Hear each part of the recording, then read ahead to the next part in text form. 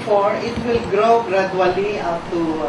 Niatubang sa sangguniang bayan sa nasipit si Roy Villa, Finance Director sa giplanong itukod nga nasipit Tuna Manufacturing Corporation. Sa proposal, 1.2 billion pesos ang ipuhunan sa tukurong kumpanya nga utangon sa Development Bank of the Philippines. And a very big breakthrough to the employment prospects of the eligible citizens of Nasipit.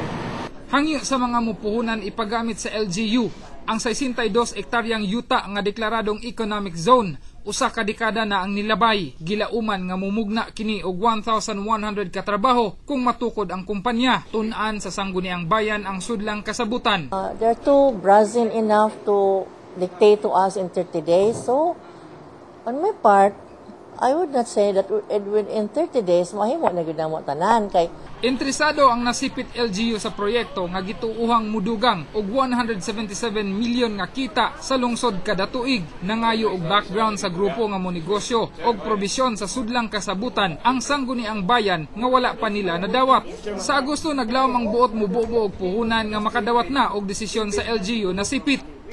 We don't think in negative side, but we expect the Honorable Council of Nasipit will approve as soon as possible.